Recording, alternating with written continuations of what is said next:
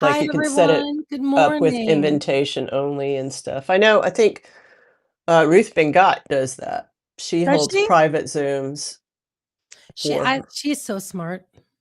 I love her. I think I'm gonna be on her show in June or something. She's Oh, super that would be busy. awesome. I love listening to her. Good morning, everyone. Ooh, very nice, very nice. It's so good to see everyone. Thank you guys for being here with us. Happy Memorial Weekend. Um, we have a lot to talk about. And Every week it's like, I don't know, what should we talk about? no, I And actually think, resisting the urge to talk about, everything that happened within the week is so difficult. This week was just shit. This week was yeah, just it absolute was. fuckery. It was fuckery. It was fuckery. But in the interim, I'm going to regale all of you by um, something really quick before we start because I think it's important to balance.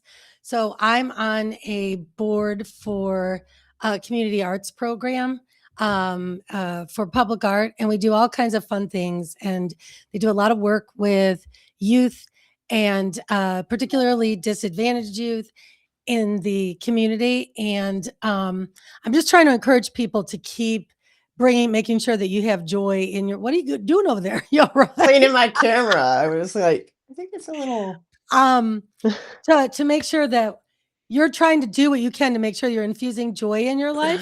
So I am co-chairing this recycled art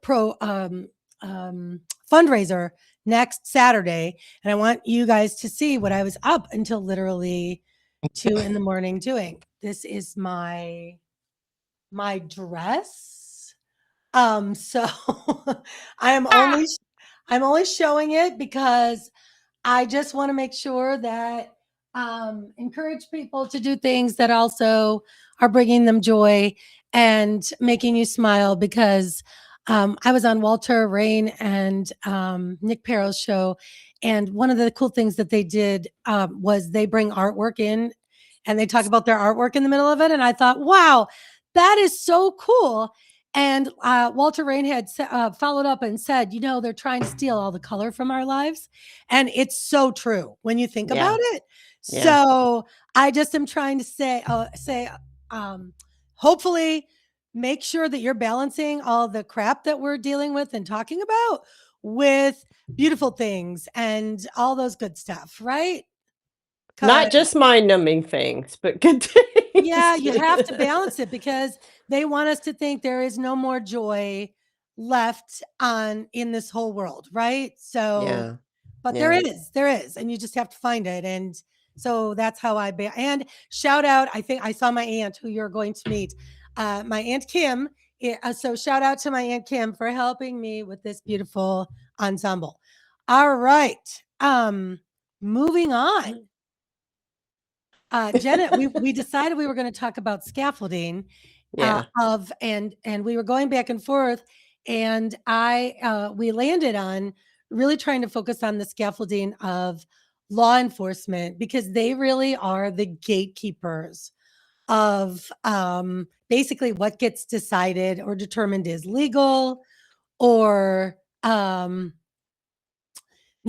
right? I Well, mean, and they also are the gatekeepers on what gets considered to be charged. So what we're seeing now in this moment that we're in is the Congress can pass laws and the courts can order certain things, and law enforcement's going to do whatever they want to do.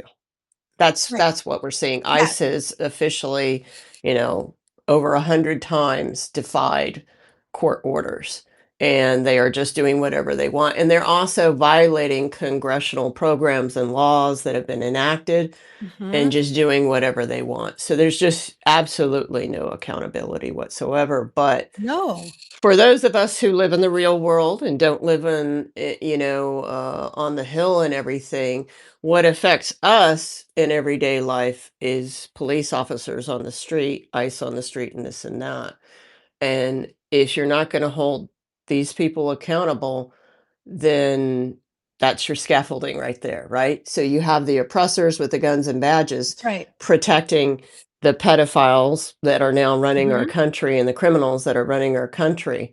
And so they're apt to never find the people with the badges and the guns accountable because they need them to protect they need them to protect themselves from us is what they're doing. Mhm. And so they're creating a criminal, which, good argument. The law enforcement in this country has always had a serious criminal element, obviously, but it's just very blatant right now. Let's put it that way. Yeah. Well, and the law enforcement that we currently have in place, both CBP and then also, I just want to say this is not about ragging on law enforcement. I know that there is some good people. I personally know law enforcement that are part among the good guys. Like they have been Mhm. dedicated. This is a career, and they have spent a lot of time training and learning and growing and all that stuff. So, however, that being said, the system that we have in place is most definitely we have it's a system where we are expecting survivors, women, children, to be able to seek justice in a system that is designed to not bring justice, but to insulate perpetrators. Because who's So, creating those systems? mm, Hmm. mm, mm, Jen, I don't know. Who do you think is creating those systems, right? So, Yeah. but that's what we want to talk about. So the purpose of it isn't like, oh, we're just gonna, And um, we're not gonna say all congressional members are shit, and we're not gonna say that. It's because they want you to make it about the people. That's what you see whenever they exactly. bring, like, Tom Homan in or Rodney Scott from CBP and try and ask accountability questions in Congress. You will see those men, and sometimes women, but mostly men, you will see them immediately turn and try and make it about the individual officers. So if you try and hold them accountable, you say, like, "What's going on with the rape culture in the Border Patrol, Rodney Scott? Could you please tell me?" He'll be like, "The 5 men and women of the U.S. Border Patrol," and he'll just Yeah. go on and on and on. And it's like, we're not talking about individual people. I would like to think that I was a good person, not saying I did everything good, and obviously didn't understand what I had joined. It took me 6 years to understand that, well, and even longer.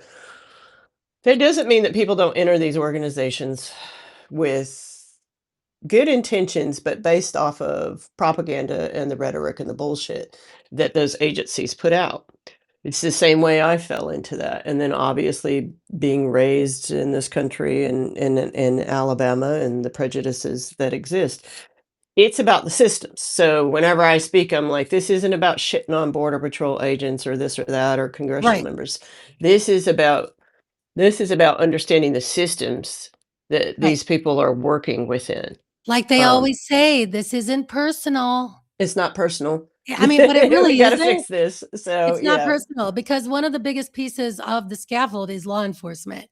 It Yeah. includes local police, Yeah. sheriffs, um, investigators, federal, and then federal enforcement agencies like ICE and CBP, right? Because they Mhm. hold enormous power over people's bodies, over their movement, over their families, over their futures. ICE and CBP decide who's stopped, who's detained, who's deported, who's separated from their children, right? Right. Right. And when we're talking about violence against women, and not just rape culture, domestic violence, violence against women is a public health crisis. And because power and control are not only like dynamics inside abusive relationships, they're also built into institutions.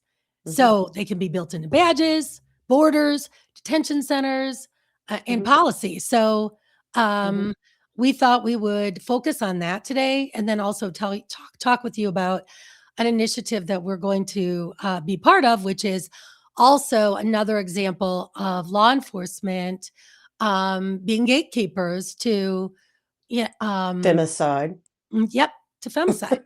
in the United States, Right, which we like to pretend doesn't happen and it only exists in, like, Mexico and Central America. Oh, right. no. So that's the through line of this episode. And Jen is going to talk about CBP and ICE, and then I'm going to talk about local law enforcement and what have you. So, um, Why don't we get started? How about you start? Okay. So a question a lot of times is, aren't there programs in CBP and ICE? And when I say CBP, I'm including Border Patrol. Aren't there programs that deal with, no tolerance for sexual harassment and sexual assault? Well, hell yeah, they're all through the federal government. They're all Mhm, over the place. And that's the first thing they'll come back. Oh, we have a no tolerance policy. We don't tolerate that kind of stuff. And it's kind of like in my memoir, I wrote that the federal government makes it very easy if you work for them to engage in either lack of action or intentional brutal action. mhm, There's like, well, it's the law. There's a legal way to do it. Even though there's not, and all this other stuff. But it gives people something that they can say. I remember when Carla Provost first became the chief of the Border Patrol, and there was a lot of concerns about in the first Trump administration. The sexual abuse of children was coming out heavily in these unaccompanied child immigrant shelters and so forth. And and people were like, well, we have to do something about this and this and that. And we go into, okay, we're going to do something about it, but then eventually the federal government just drops the charges and nothing happens. But by the time that happens, it's been years. It's mhm. been like like, not quite a decade since that came out, but pretty darn close to a decade, maybe 6 to 8 years since that happened, and they just get rid of it, and then the other party says absolutely nothing about it. So, in these agencies, basically, if you are a victim of sexual abuse by an agent, you have to say something to another agent who's there. So what are the chances that you're gonna do that? Especially because the majority of people coming across are seeking asylum. So if they're Mhm, seeking asylum, they know that if they file a complaint against an agent, that's gonna affect whether or not they get asylum. If you file a complaint, the number one response from these agencies is what? Take your body and throw you back. And then you can't file any complaints because you're out of the country and mhm. you don't have any money. That's the number one thing that they do all the time, all the time. And so the system is really rigged against the victim. So just filing a complaint is difficult. In most of the facilities, they do have verbiage and literature on the walls. If this happens to you, you can do this and this and this. Because they are legally obligated to provide that to put it's just like any other company. Oh, we're gonna put the policies on the wall. But Yeah. let me tell you something that I learned in risk management. Technically, if you know your policies and you're not following your policies from a legal standpoint, if you're ever sued or you had your policies and everyone was aware of them and you're not following them, Mhm. that is very difficult to defend in court. And Any what does it defense say attorney to would the tell you that. abusers? What That's does it correct. the abusers are like, "Okay, I see this here, people can complain on me, but everybody here doesn't speak English, few people speak English, so we're gonna put it all in English." Right. And I laugh Absolutely. because I've been on that evil side, so I know their little games that they play, and that's the best way I deal with it is to laugh at their obnoxiousness and their hypocrisy. But I don't laugh at it because I think it's funny. That's not why I laugh at it. So, even if you do file a complaint, they will still send your ass back to your country so Mhm, that then the complaint goes nowhere. If you are lucky, and you can file a complaint. So let's take a recent allegation. There's a Border Patrol agent named Bart Conrad Yeager, who he's out of Tucson sector. We know Tucson sector is the rapey sector. Lots of problems engaging in alleged child sexual trafficking while working as a Border Patrol agent and accepting accepting money from the federal government as if he's working when he's actually sex trafficking children. He was arrested recently last year, and he had such horrible charges that the judge would not let him out. Well, guess what? They secretly let him out in November, and we just now found out about it. and they let him out. They just kept reducing his bond over and over and over again until he finally gets out. So he's wandering around Wilcox, Arizona, and I think Bisbee, Arizona, that whole area right now, Yeah. probably looking for his next victims. And what we found out is in 2014, he had an allegation from a, not sure if it was a migrant, but it was, I believe, a 16-year-old girl of rape, sexual assault. And she went to the Tucson PD. Okay, so how does the system, now that the complaint's gone outside of Border Patrol and the immigration agencies, how do they do it to protect the agent? Well, Tucson PD took the complaint, and because of what they call professional courtesy, they notified CBP's Office of Professional Responsibility, which is their internal affairs, which is under the command of CBP. So it's not outside, it's within CBP. So it's an internal agency that provides literally no accountability, like almost zero. And they essentially said it was Tucson PD didn't make the complaint to them correctly. And so they just didn't do anything with it and just let it go. Um, and this Unbelievable. happens constantly. At the same time, when we catch these predators in federal agencies, so federal employees, when you catch predators of that are federal employees, they have union protection, so they get the best legal care. If you're like me and you also were paying for the union, they don't help the victims. So even this is one of the easiest points that Congress could make right now is like, you're taking union dues from women in the Border Patrol, but you're protecting the predators and not protecting them. And they could so go after them for this, but they don't. So there's all these little things. So when Mhm. you're a victim, whether you're on the outside of the agency or the inside of the agency, it is a constant obstacle course, constant, and everything has limits. So once you file, they'll be like, they'll send you something and you'll get it with only a couple of weeks within the time limit. So they'll say in the writing, you have 90 days to respond to blah, blah, blah, blah, blah, you know? Right. And you're like, okay. But you don't get it until like you have like a week or two. So you Mhm. end up with like no time. You have no legal representation, whereas your abuser does have Mhm. excellent legal representation, and you were basically on your own. And these investigations are then handled internally by their own agents and their own friends. And so it just is a system that is constantly protecting the predators. The systems are designed by the people who protect the predators, so they're Mhm. not going to find them accountable. And the victims are not going to trust those systems. So most of the victims are not going to file, which is why I never filed equal employment opportunity claim, which is how they want you to do it in the federal system. All that does is it hides who your abuser is, and then even if they find that you were abused, you're not allowed to know what that agent's punishment is for what they did to you, and they just move him across the country somewhere else. The federal system Unbelievable. is very much like the Catholic Church, where they just bribe you to shut the fuck up, and that's what the whole system is about.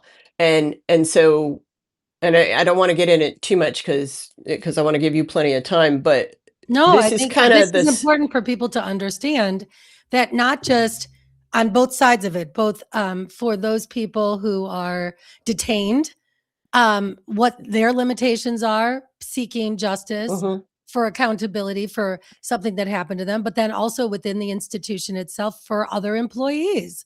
That's yeah. just a demonstration of, I think that's really important for people to understand.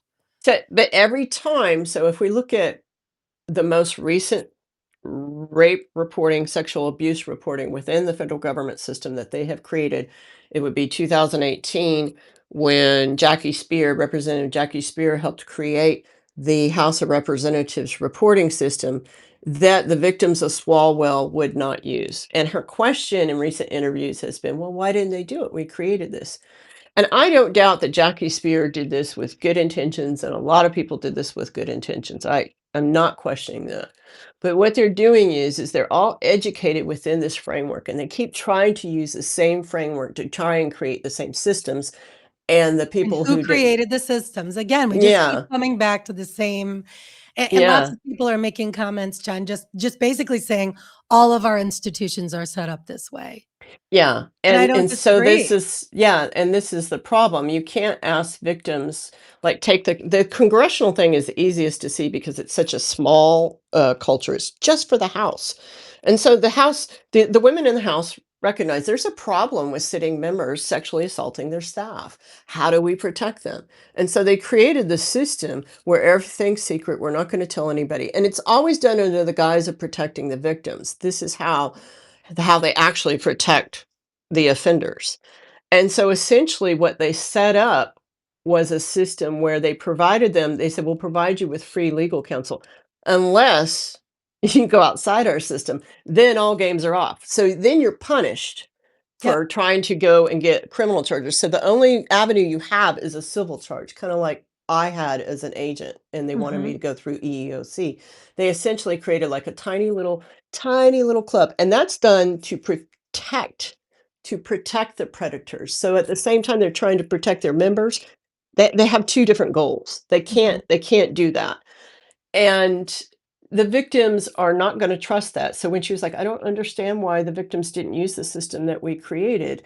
And I think she realized, like, you're still trying to do this within the system that is geared towards not providing justice and safety Mhm. for people. And we Mhm. need to address that. And I would say too, to Congress, is that when when the broadest law in the United States is the US Constitution. We start there, right? And then we go federal, state, blah, blah, blah, blah, blah, right? All these laws.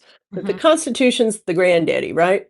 If the Constitution says that women are equal, that we don't have equal rights, that we're not seen as full human beings, that when Lisa and I go from one state to another, our rights change in the Isn't that the so-called craziest thing you've one ever country, heard? which does not exist for men. Right.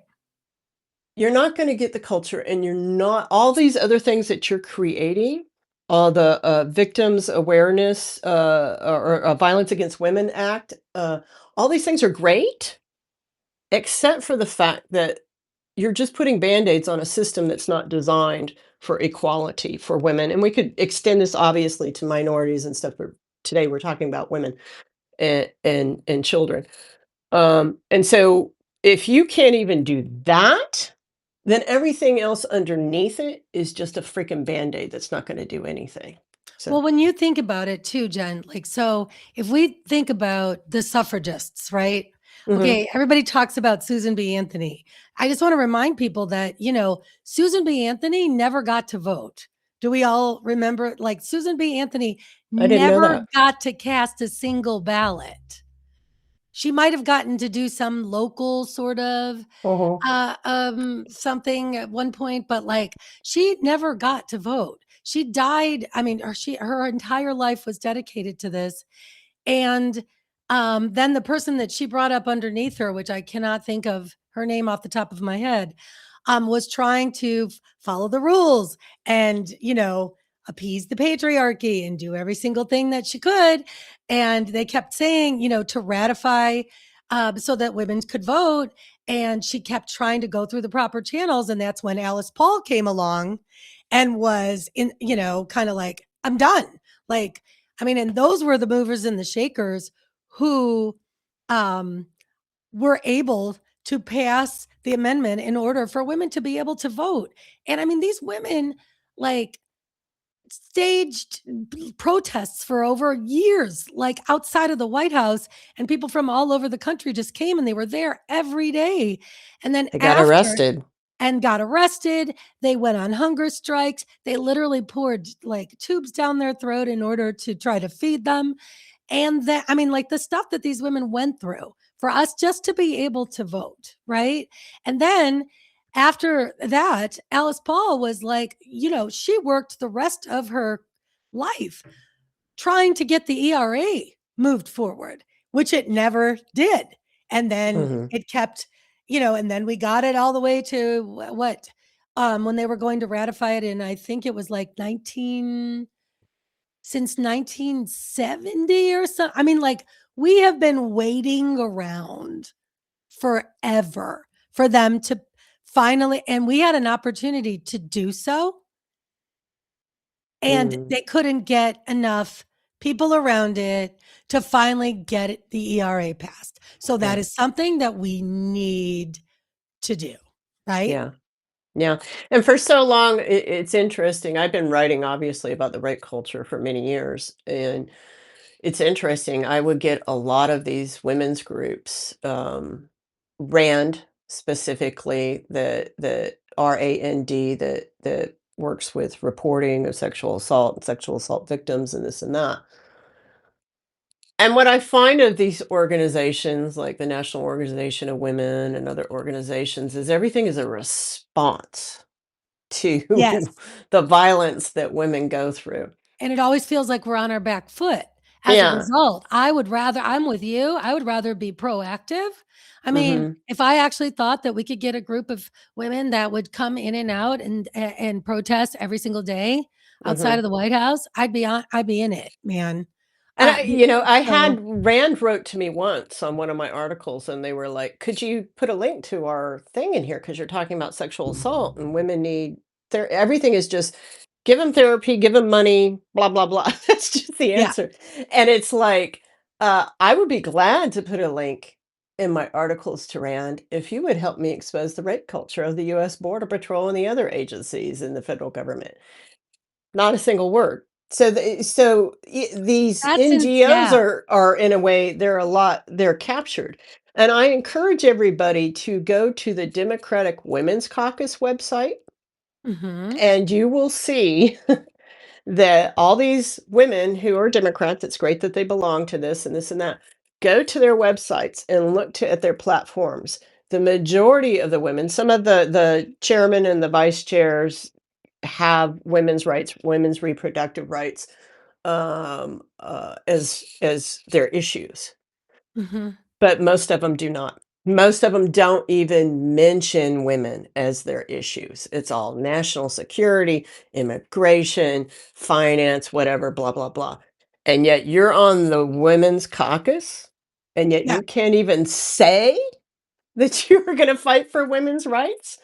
I Yes. mean, come on. Yeah. And this is what we're dealing with is like we're almost too shy to demand our rights because we don't need to ask for them. They are our rights. They are Yes, our they rights. are. They are. Now, one thing I did want to make sure that I announce also, um, Mother Justice had mentioned that Until Women Are Equal, that was the organization, untilwomenarequal.org Mhm, is that was the organization. Check that out because that was the organization, if I'm not mistaken, that talked about reading the Constitution on the 4th of July. uh-huh. And is that was I correct on that? You can let me know in the chat. But that is something that oh really, Mother Justice, that's great. Yes.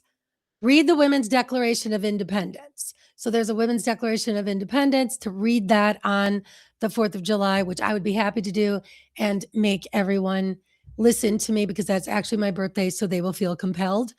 Mhm, mhm, So, but I did want to mention that there is a bill that I wanted to share with everyone that is the I have it here. I just want to make sure that I have it right. Um, so responding to sexual assault. So Karen McQueen and Jody Murphy, I'm gonna, oh no, no, no. Sorry, that was a study that I had written down. There is a bill from aha. Michelle R. Decker and Susan G. Sherman's article Breaking the Silence. Recognize okay, that's not it. I'm sorry, guys. There is something, I promise. I There wanna is you look for that. I do wanna comment. Let's like we recognize the suffragist movement and how it got us here, but we also need to remember that it left out Black women in this country until absolutely. 1965.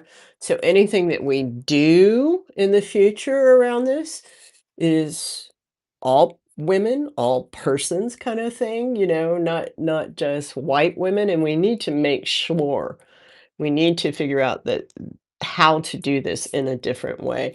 They want you to think there's no way to do this. And that's why you see like hardly any kind of like this is what we can do and nothing goes too far outside of the little structure that they have in Congress. But there are so many better ideas out there, and we just have to start talking about it and start listening to people with better ideas and people who've done better things in different countries and look at that. There's always a way to deal with these things. They just want you to feel hopeless, and they spend And we can't. an inordinate amount of time trying to make you feel hopeless. And I shared an article this morning or a video about Turning Point USA and Erica Kurt.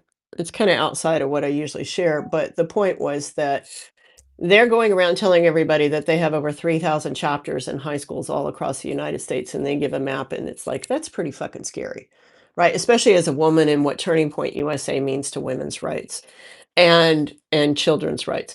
And when you really look into it, a lot of those chapters don't exist. They're actually fake. They were able to That create makes me feel chapters. better, to be honest Yeah. with you, like, I'm happy So about a it. lot of this is propaganda. They want you to think it's more popular than it is. And when you even do look at the chapters at the high schools, it's like a very small percentage of people. So we need to be proud and loud of what we're saying, as proud and loud as they are over there spewing their nasty shit, Yep, and let people know there are other views and you can be proud to have other views and so forth. They're trying to shame people into silence. I often liken it to going to Thanksgiving dinner with if you're white or you have a white grandpa yeah, or grandma, and everybody just kind of goes, "Mm." They start throwing out the racist stuff. Like, do I really want to start a family fight or do I just want to go home? And it just kind of feels like they're like, no, this is the way we're going, this and this and this. And it feels so inevitable, but it's not. It's yeah, not. it's true. Yeah. So I found it. This is, Okay. the Safe for Survivors Act is a Safe bill for survivors Safe for act. Survivors Act, sponsored by Patty Murray and Representative Debbie Dingell. Uh-huh. I don't know if I'm saying this properly, Yep. but so That is her name. it recognizes that safety is economic. So it would provide survivors of domestic violence, sexual assault, and stalking with 5 weeks of leave, 2 weeks paid, access to unemployment benefits if the abuse costs them their job, workplace protections and reasonable accommodations, and insurance protections so victims are not punished for abuse related claims. So Yeah. it's something. Is that everything? No, but that is, I want to at least call out and say thank you so much to someone that's actually doing something and acknowledging the pain and suffering that women are have to endure when they are exposed to domestic violence, which also includes sexual violence and rape and assault. Mhm. Mhm. So, So speaking of domestic violence, yeah, here's a great scaffolding little thing about domestic violence and how law enforcement gets away with beating their wives. There is an amendment called the Lautenberg Amendment. And that was passed by Congress, I don't know, many years ago, over a decade ago. Basically, any law enforcement officer convicted of a domestic violence crime loses their badge and gun, at least in the federal service. That's what the Lautenberg Amendment says. So, in I don't light of believe that, that's I somehow I figured out they've got a way around that because yeah, they got a way around that. yeah, So there's a real tight relationship. What most people don't understand is that your prosecutors, whether at the local, state, or federal level, are law enforcement officers. They all actually carry badges right. because they're prosecuting. So they're law enforcement officers.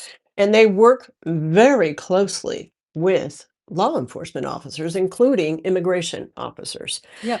And what they do, and I have studied this for years by actually going to the trials and sitting through the disgusting trials and watching the judges and the prosecutors do this. They come out really hard and strong at first and like, oh my God, the stuff that this agent did is so heinous and we're going to give it to him. We're going to throw the book at him and none, we don't tolerate this and blah, blah, blah, blah, blah. And then the case will drag out for a good more than a year, 2 years, 3 years. Mhm. I've seen 10 Mhm. years in federal court, and even in state and local courts, just drag out and out and out and out and out. And by then, the victims are fucking tired and they just want to move Who on. wouldn't be, right? And they're tired of going to every single freaking hearing that they have. But in the Mhm. meantime, what the judges and the prosecutors and the defense attorneys are doing privately behind the victim's back, they claim that they're talking about legal procedures and all this, but what they're actually doing is putting these abusers into alcoholics program, alcohol, getting off of alcohol and drug programs, anger management, especially in domestic violence cases. I have video of agents pulling Mhm. their weapons out, putting it in their mouth, and then turning around and threatening to kill their spouses, their Oh, yeah. partners. It's part of And the at the beginning, they're charged with like terrorism, all these horrible felonies that will put them away for 20 years plus. And in the end, after a couple of years of doing all these programs, the judges say, you've been such a good boy. You've been such a good boy. You've done everything I've asked you to do. And then they all agree because the victim, by this time, is tired of going and seeing her abuser all the time. The victim, by the time this counts, is no longer going to court. And so they quietly drop all the charges and then they let him off with very minor charges. I've seen a guy with very serious in this video I'm talking about, he ended up walking away with 3 vandalism charges and paying $100. I've seen it. Like, so, for those of you who don't know, I actually, worked at a domestic violence shelter in Las Vegas and then also in Ohio. It was in a confidential location. And, the first intake that I did was with a young woman who was just a little bit younger than me. And I was in my 20s at the time, a long time ago, who was beaten so badly. Her face didn't even look of this world. Like she couldn't open or she couldn't see. Her eyes were literally swollen shut. She had knife wounds, scars that were across her neck. I mean, this is a person that's in their mid-20s. So, to think that is, and it just over and by the time she had come into shelter, this was like the 6th time that she tried to leave her abuser. Mhm, And I just wanna remind people that, it's very, very frustrating a lot of times for people that are in relationships with people that are in that love someone that's in a domestic violence situation because the average person leaves, I think it was 6 or 7 times before they leave for good, and that is because they are trying to stay ahead of the abuse, and it's very, very important for people to remember that the most dangerous time for, a woman leaving a domestic violence situation is when she's planning to leave or has already left. So just because she is in a different location by no means actually makes her more safe. In many ways, and the stress, I mean, when you think about, that fight and flight, I mean, they're always on edge and they talk about walking on eggshells because you're mhm, never sure when the abuse is going to occur and they're trying to constantly stay ahead of it and anticipate that next moment. So imagine at least being able to stay ahead of the abuse for you and many times your children, and then getting out of that situation, not knowing when he's coming, mhm, because many of the things that abusers say to the women that they're with is, if I can't have you, no one else will. I mean, if I could tell you how many times that was repeated, to me by women who were in a domestic violence situation, I'd be a gazillionaire if that's a number. But I mean, that is how many times, I mean, that is what they're told and they believe it because they are carrying through on their threats. So, and they are following through with all of the things that women are supposed to do, right? So here's Mhm, the they're following through with their paperwork. They have their temporary restraining order. They have their permanent restraining order, right? But you know mhm, what? A piece of paper doesn't stop a bullet, does it? mm. And these guys, oh, why do I have fireworks I happening? think because you said bullet. Well, it didn't happen to you. I, I Yeah. I don't know what just happened, guys. I It's didn't do probably that. my mumble that goes on, it doesn't recognize. But that What'd is she say? yeah, so that is why, um, women understand that, and how many women I've known of women who's there was a woman in Ohio who, um, that we worked with who, I didn't work directly with her, but our shelter did, who literally was hunted down, and he shot her in her closet, with the kids, and she was running away because she didn't want him to do anything to the children. So Mhm. she ran next door to the neighbors and he followed her and she was hiding in a closet and he shot her, he killed her in the closet. So I mean, these are um if you have reactions on your camera settings, some gestures set off effects like that. Oh, okay. Well, I guess I'll have to go back and look at that. I have no idea. I don't know, John. How come you're not able to do it? I'm on my phone, so maybe that's are Oh, you on maybe your that's it. computer? Yeah, So yeah. so at any rate, these are the reasons that women are very, very reasonably afraid. And these guys and the law enforcement, that's the other part, like we said, because they're the gatekeepers. So a lot of Mhm, times just with rape, just like with rape, same thing with DV, domestic violence, there is a larger percentage of men. I mean, this isn't really a stretch, right? We think about it, because um, domestic violence, rape, it's all about power and control, right? So it's not a stretch to imagine that a lot of the men who um, who are abusers seek out professions that they are in a position of power and control, such as CBPIs, such as law enforcement, such as military, Corrections. corrections, military, we could that there is a connection there because, all across. So then, and oftentimes now imagine what it might be like to be the spouse or a significant other of a military person or a CBP or a law enforcement, because they all speak that same language. Just the male language is that they protect each other and they're the gatekeepers. So, and another thing that happens frequently is these guys are smart. If he beats her up, or bloodies her lip and she decides to call the police or the neighbors call the police and he knows they're on their way, he'll hit himself. He'll literally Mhm. just Yeah. injure himself to make himself look as though he has been abused by her. And Yeah. then the officer is put in the situation where he has to determine what happened, even though he wasn't there or she wasn't there. So now they are supposed to evaluate this situation, come out to the house and determine, ask what happened. And then you see a guy with a bloody lip, um, because he just punched himself in the face or, whatever. I can't even make this stuff up, right? So, that is the kind of stuff that is really going on in these households. And then we ask, gee, how come she just keeps going back? What's wrong? Again, we put the blame on the victim, on the survivor. She What's keeps wrong with going her? back because her abuser is controlling her financially and with everything. Most of the time, she has children. Yes. So this is what happens.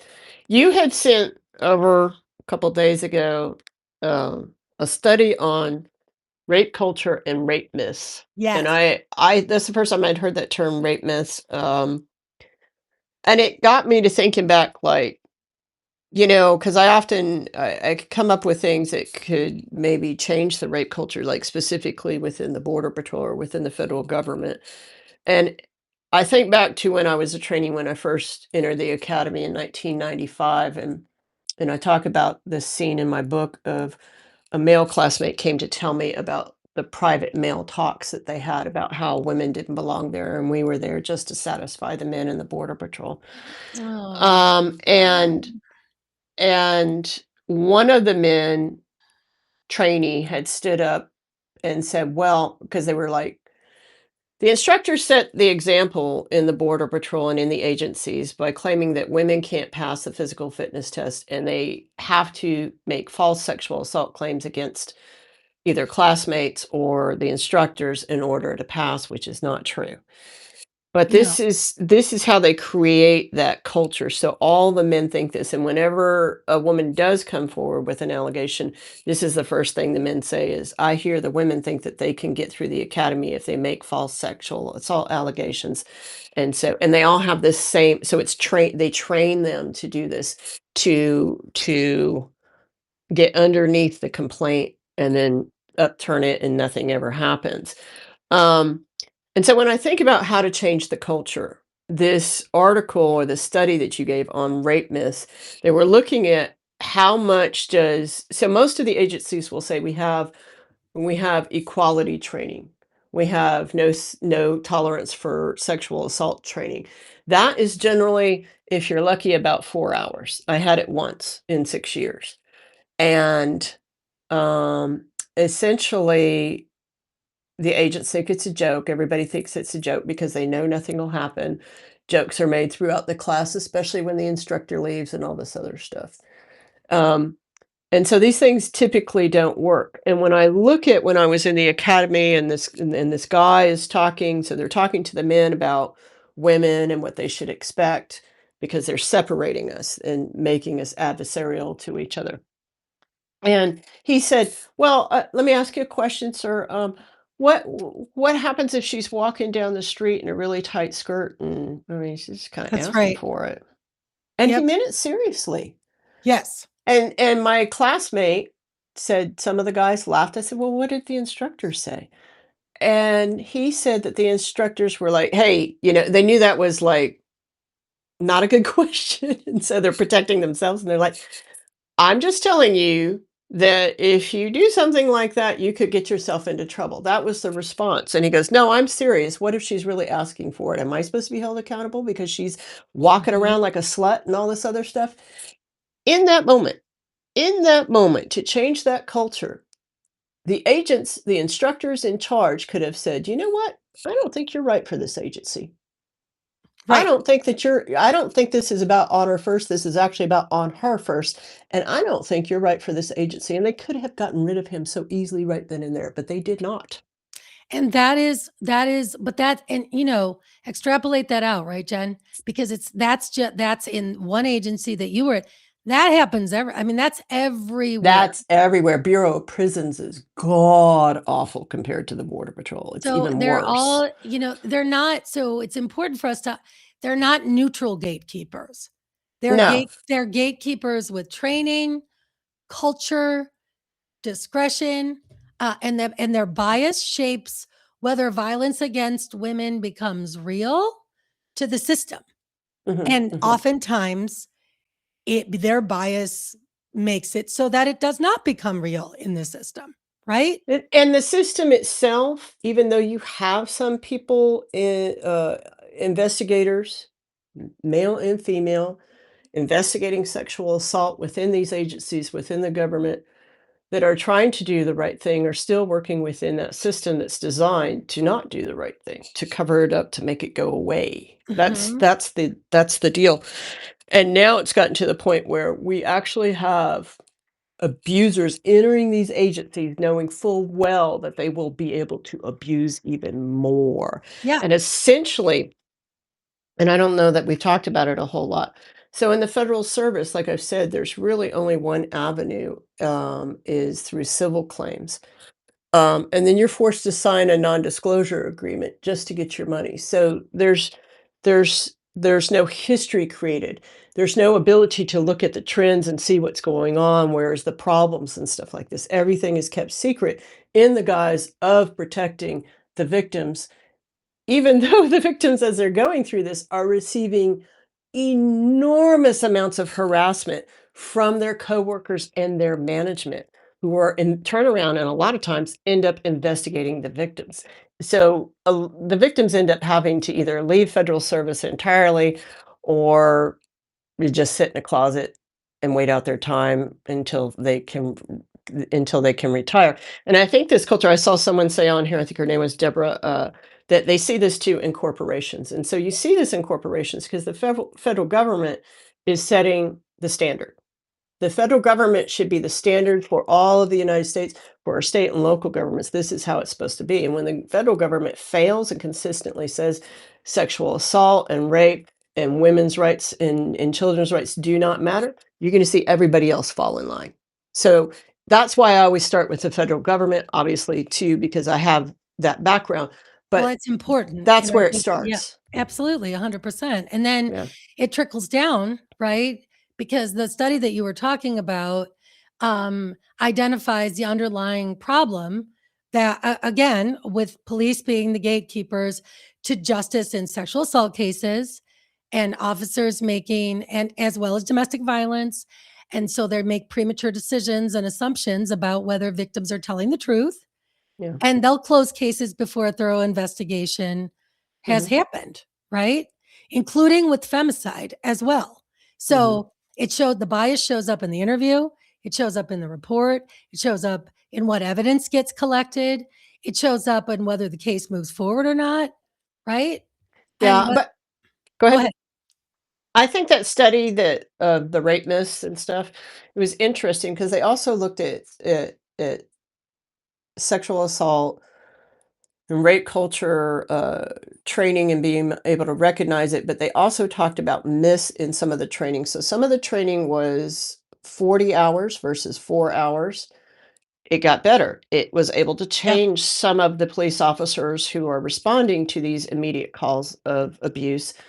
It it was able to, in many of them, say, "What is it that you think? Oh, all women are doing fake sexual assaults and this and that because blah, blah, blah, blah, blah." yep, And you show them the statistics, you give them enough training, you have them talk with other members of their group and see it does and it can change. And then even they had a 4-month program that was even longer. And mhm, so a lot of times what happens in these agencies like CBP, OPR is you just get 2 weeks of training. You might get a little bit of specialized sexual assault investigative training, but for the most part, not. And so when an event happens, when a crime happens and a victim comes forward, that initial first appearance matters more than anything, they said. And if the victims feel that they cannot participate in this, then they will not participate in this. If they feel like they're getting into a trap, which is what it is most of the time, is to trap the victim so that they feel like, oh shit, I'm just walking away. I can't do anything. That's the goal, right? mhm. So, but that the training can change things and you can change opinion. But right now, the majority opinion is just that, what's the best we can do? We got to keep everything secret to protect the victims. They just have this mentality, and there's better ways to go about this and do this. But it was interesting to see that you could change opinions, and at the same time, you have to evaluate these investigators. How often are their cases going to trial? Are they doing correct cases? If they're not, then you need to get them out of there. If they're accusing the victims or not believing them and this and that, they are not meant to be investigators of this. But I And think you're go go ahead. ahead. No, no, go ahead. Sorry. If you have um, officers who are constantly harassing your employees who are constantly being reported for making sexual comments to people and this and that, and it's over and over again, and you don't address it, then that is your problem, and you need to address it. That we There's a lot just of people that fly under the radar. First of all, also, I just wanna say from the domestic having worked with, law enforcement with certain in certain situations with domestic violence, I would say there are some phenomenal officers out there that had significant training, and they have been fabulous, mhm, advocates of women. So but that's to your point, if we were like there's studies out there that prove significant training does make an impact, but no one's mandating that that training is occurring, right? And So I mean, it should be as easy as how hard it is it to know that sexual assault isn't wrong, but we have to understand that in our society, we are all raised in this rape culture. We are all like he said, she said, blah, blah, blah, on and on and on. And we have fallen on that. And well, we have it's left all reduced. of this to the Everything is victims. reduced. Everything is Everything is reduced. And we threats have to become he said, she said, right? Stalking becomes, well, he's just jealous. You mhm, know, mhm. coercive control is just, they're having some trouble in the relationship, That right? case I was talking about with the video of the agent pulling his gun on himself and then, on the partner who then, got his terroristic threats dropped down to, vandalism. He's now a border patrol agent still, a high-ranking border patrol agent, and nothing is done about it, and yet it's so simple to do these things, and including, like so we see in the Border Patrol, we've seen a lot of chiefs recently having to resign because of sexual assault and harassment allegations. They're using their rank over the lower agents, the female agents, to Mhm. demand sex acts or sexual tourism. And they My God. are this is the problem with having the internal CBP, OPR investigators is they warn these chiefs, "Oh, Mhm. we're about to press charges. You might want to resign and preserve your pension and your retirement." And so once they do resign, they receive that pension and retirement and they say, "Oh, those are just allegations, blah, blah, blah. I didn't do anything," or I they were can't all even believe he got the consensual, pension. this kind of Mhm. thing. When the federal government has the ability to say, "No, you're not going to resign. We're going to hold you and we're going to put you on leave until we figure out if you're guilty or not and get you a fair Mhm. trial and this and that, whatever," which we know is not going to be fair. It'll be heavily weighted towards the abuser. But at any Absolutely. rate, you can hold them and then you say, yeah. And if you're found to be guilty and you've committed these crimes, whether on duty or off, personally, I don't care if it's off duty, that doesn't represent the board because you can get fired even for saying things like I've seen a Mexican American agent fired because he said, "I can understand why my people come across because there's not much opportunity." And they took that as he was not Are you loyal to being the United States really? and they fired his ass. Yeah. Wow. So don't tell me you can't do that with people who are adjudicated sexual offenders. And what that says to everybody is even if it gets to the point of investigation, my bros still got me in CBP OPR. They're going to let me know and then I can resign. And what does that say to everybody else? It says, "Oh, you can still be protected. It's not going to." And then they end up getting hired down the road somewhere else. So there's a whole organization for these cops after they get removed or are forced to retire and then they go on the education system, they go work in universities as Yeah, because experts that's what in we need, right? and yeah, and border studies and shit like that. And so they're protected over and over and over and over again. Well, you know what would happen if you pulled their pension? But even better yet, those investigators that warn them, they should be fired and they should actually be charged because if, let's say the case was, we think Agent Jim Budd is smuggling cocaine across the border or helping the cartel, um, you don't get any benefits out of that. They treat that very seriously and you lose everything. Why don't you lose everything when you're convicted of sexual abuse and using your rank and your badge and your gun for all of that? Why not? I mean, obviously, we know how I feel about toward, women or any person, but particularly children, particularly innocent children. Why how can that be justified? And what it says too is like even look at so Southwest Key was a child unaccompanied child detention shelter. It's a child kids jail for unaccompanied children that are immigrants. And during the first Trump administration, they had this like, when they were cramming people into those facilities and this and that, they had a huge case of children being abused. One of them was a border patrol agent who had been accused of sexually abusing a child as a border patrol agent. And then the local prosecutors failed to file the charges in time. So the statute of limitations took effect.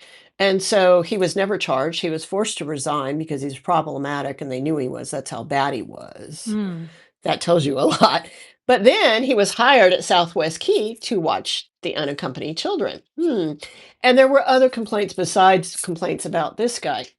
And then when Donald Trump gets back in office, Attorney General Pamela Joe Bondi immediately said, "We're not going to file any charges. We're not going to do anything about this." So Right.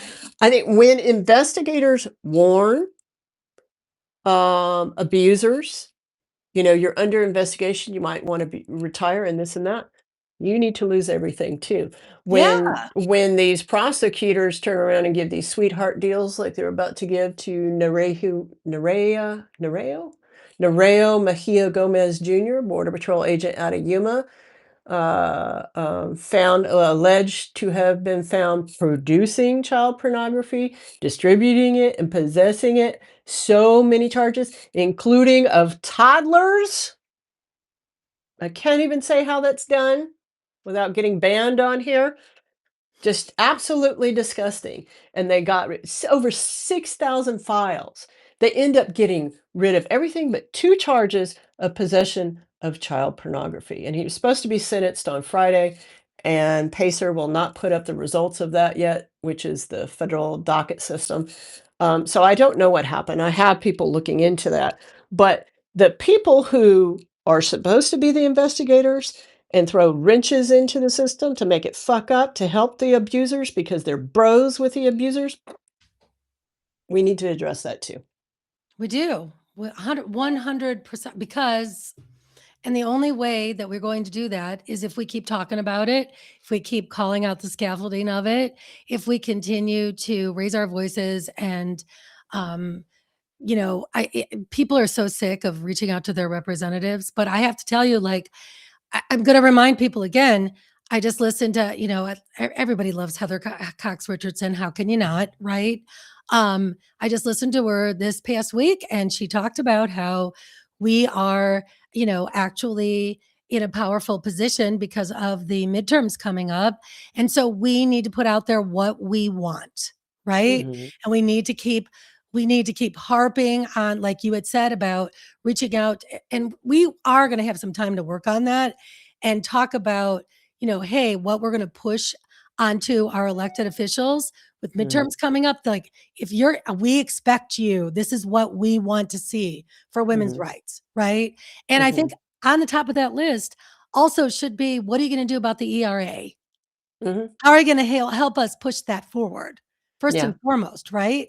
Mhm, Um, that not to mention all of these other things that we're talking about regarding better training within our institutions around rape culture, around domestic violence, because even if they aren't doing anything within the institution, but they're going home and they're abusing their wives and or partners or children.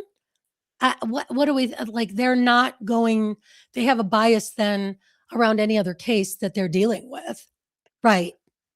I'm trying to think of, have we seen any comments from anybody in the federal government, from any politicians regarding the date rape or the drugging of the wives and the filming and putting this up on just regular porn sites, not even like dark web porn sites, just regular porn sites.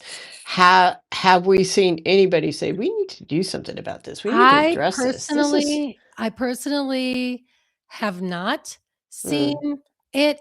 Can anyone put it in the chat if has anyone seen any of our elected officials come out and make a statement against the Global Rape Academy and what was going on with that? Has anyone seen your local officials or your state They act senators, like it's reps? from Europe and no Americans are involved, and I'm like, I haven't oh. seen anything either, and that should be I haven't seen anything. Now, that doesn't mean that someone hasn't said anything, but I personally and I was looking, right? I was looking. And I've been looking too, also and I have not. Democratic Women's Caucus. What? I Yeah. hear nothing, And that is not those a are the damn types of thing. things that we need to with midterms coming up, we need to demand. Those are Mhm. some demands that we need to move forward and, just absolutely demand. Put that on our list with, no APAC money and, all of those other things that are heavy on the list. Also put that, what are you gonna do for women? What It's about the kinda it's ERA? this overall response that, quite honestly, and I'm only picking on the Democrats because we expect this from the Republicans, but the Democratic response to this has always been just kind of, like we said, it's Milk toast. responsive. It's Well, it's not real not even proactive. responsive. I would call it milk toast because they're Yeah. trying to be really careful because they have donors and, again, that are all controlling, the messaging and the I way mean, how everything. can you like every person running right now, you should be asked, do you think it's appropriate for men to be drugging their wives and raping them? And is this okay Absolutely. with you? Why aren't you proposing any kind of legislation? And I've watched so many of these documentaries on this subject because it's pretty prevalent, more so than the media is telling you. It's very prevalent. Are you And talking about the raping their partners? there's even this You can buy one. these drugs. I mean, I don't wanna promote this, but guys, you can buy these drugs on Amazon, Yeah, and so this and they give this you is like a doser. yeah. Yeah. How can you not regulate that? You I regulate every fucking thing. You're regulating whether or not women are disposing of their pregnancies in their toilets, for God's sakes, but you're like, "Oh, I can't do shit about this." Yeah, Get the fuck out of here. yeah, Seriously? yeah. They just don't do it, and they just don't care because they think the visuals are bad. It's the same thing in immigration that Democrats do, where it's like, "No, we're not really gonna point out the actual corruption. We're not gonna go after the individual agents because it makes us look like we're anti-law enforcement. So, we'll go to shelters and show you a little boy with bunny ears and make you feel sad." It's not that that's not important, it is important, but, oh my god, there's so much more going on that they could have been doing all this freaking time that would have prevented the little boy with the bunny ears from going into the shelter. Also, But, I you just know. someone said, "Stop saying partners and spouses, children, for God's sake." Nancy, I just wanna tell you, I am with you. I have spent literally my whole adult life as a staunch advocate for children and youth in many, different with I've worked in nonprofits and with youth. I am a staunch advocate for children. That is why I'm here. I honestly, women and children. But I would also like to say that there are a lot of situations where children, by nature of witnessing abuse, that is abuse. But there's lots of domestic violence situations where children may not be being actually physically harmed, but naturally they're emotionally harmed by witnessing it. So Mhm, I just wanted to say we mhm, are 100 million percent with you on. I mean, first and foremost, kids deserve to be protected. Unfortunately, the laws in our country do not protect children to the degree that they should. I don't know if any of you have ever read the book A Child Called It, but that was about kind of how the Children's Protective Services kind of came, some of the laws defending children actually evolved because there was a child who was beaten so badly, right? His name was David, by his mother. Even though they had other children, he was the only one that was kind of chosen as the target of all of their abuse. And the things that happened to this person was just unspeakable. And a lot of the things that happened in this case, and he was living in California, came out of some of the laws against for child protection. However, they're obviously not good enough because back then, and that was, I think, in the 70s, uh, there were more laws protecting animals than there were children. mhm, mhm. So, So, um, but on the note of law enforcement and on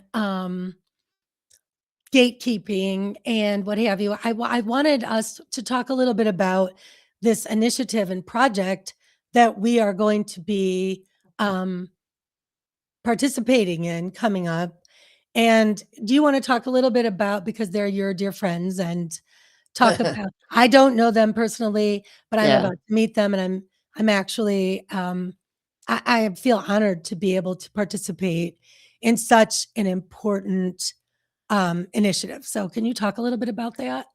Yeah, so when I am starting, you probably hear I'm starting to use the word femicide in the United States a lot more than I have in the past. Um, so basically, all across the southern border, we have 4 states that occupy the southern border with Mexico, California, Arizona. Tiny little part of New Mexico dips down. They call it a boot heel, and then a lot of Texas. And right outside of El Paso, so if you don't know, El Paso sits right on the border with New Mexico. And right outside of El Paso, on the New Mexico side, in Sunland Park area, is an area where the percentage of women and girls being found dead is insane. Normally, across the southern border, the average is about 12 to 18% of the bodies that we find out there in the dangerous terrain where we push asylum-seeking families to cross because we have closed the asylum system is roughly 12 to 18%, but in this area, in Sunland Park, it is 55%. And part of the problem as well is that some of the bodies that they are finding, it's battalion search and rescue, uh, James Holman and, Abby Carpenter. And they're good friends of mine. I've known them for quite a long time, and what they're seeing is women whose bodies are, like, laid side by side, which is really unusual. I don't think I've ever s if they're family, yeah, maybe, and it's event like, in the back of a truck or something like that, or, on a snow-covered mountain, you'll see them together. But I'm going down there, Lefty Prof, I'm going down there on June 1st, and this is what we're talking about. And so, and a lot of times they're not really dressed for crossing the desert. And they dress more for like they're going out. Like Um, they're out, yeah, they're going out for the evening, you had said, almost like yeah, on a date, or, yeah, and kind of you close know, to roads. hmm, Uh-huh. And the problem over there is, so the county that's in New Mexico is Doña Ana County. And I know everyone's gonna go, "Zora Ranch," right? Okay, so I've looked into that. I've actually had to jump into the Epstein files just to look at CBP's response and all this and everything, and look at Zorro Ranch and everything. So far, I'm not seeing anything connected to the Epstein thing. Zorro Ranch is 5 hours north. Doesn't mean that they very well, I wouldn't put it past them. They had helicopters and all sorts of things to get rid of bodies, so God only knows. But just so far, have not seen the evidence of that. But what we do know is the sheriff of Doña Ana County is a sheriff by the name of Ken Stewart, and she feels that these bodies are trash and should be left out there. She's gone so far as to she doesn't want to spend her money on it. She refuses to send her deputies out to collect the bodies, and when they finally do go out to collect the bodies after months and months, even including years of destruction of the evidence in the bodies, they come out and say they'll pick up a skull, they'll pick up a spine, they'll pick up a femur, and then they leave the rest of the shit behind, including their ID and phones and all this that could help identify them and help their family members find them. And so, so incredibly yeah, and just it's insane. Even at like 100 of the bodies, we don't even know if they're male or female. We can't tell. The other problem is when they are collected, the Office of Medical Investigations, OMI in New Mexico, refuses to do autopsies. So we don't know if there's any kind of sexual assault. We don't know. They're assuming that they are all migrants. We have no idea. And they just check the box, died of exposure, died of exposure, died of exposure, without doing any kind of investigation. They claim it's a financial situation, but at the same time, they also accuse the battalion search and rescue, James and Abby, of planting bones, which I would recommend they sue her for defamation. And I'm not a lawyer, but that's just my recommendation. Um, and she claims she's even gone so far as to claim publicly in the press there locally that battalion search and rescue is disturbing ancient burial remains of Native Americans. And it's like, with cell phones, Yeah. with Don't think Mexican so. IDs. Come Right. on. With Guatemalan IDs. The majority of the bodies they find tend to be Guatemalan, and that's significant of the cartel that controls that area. So cartels control different parts of the border, and the cartel that is responsible for that little area, a lot of the migrants that they're bringing to cross are coming across the Darien Gap and from Guatemala. So that's why that So happens. certainly there are, I mean, there's no question that there are migrants among these bodies, right? However, and foremost, um, why is there a distinction as to whether or not they matter? Because they're migrants. They're on, I mean, so that in and of itself, like it's so, I just can't even put It's a to dirty words. little secret down here on the border. The federal government will I tell you just only can't put 10,000 people have died since 1994 because of our Tell immigration everybody policies. how many people really have died. Minimum of 80,000. 80,000 people. And the majority of what the border patrol, so this is border patrol's area, the area of New Mexico that we're talking about right there on the border with Texas is actually El Paso sector's responsibility. So the El Paso sector goes into New Mexico's boot heel because New Mexico boot heel is so small on the border. And they just refuse, their agents refuse to pick up the bodies or report the bodies. Mhm. And they just consider them, and I say this because this is internal agency talk. This is how law enforcement talk. This is the trash of the federal government, not our responsibility. It's the responsibility of the border patrol. Border patrol is like, well, it's dead bodies are responsibility of the sheriffs. Nobody wants to touch them. Everybody just walks away, leaves them. Who cares?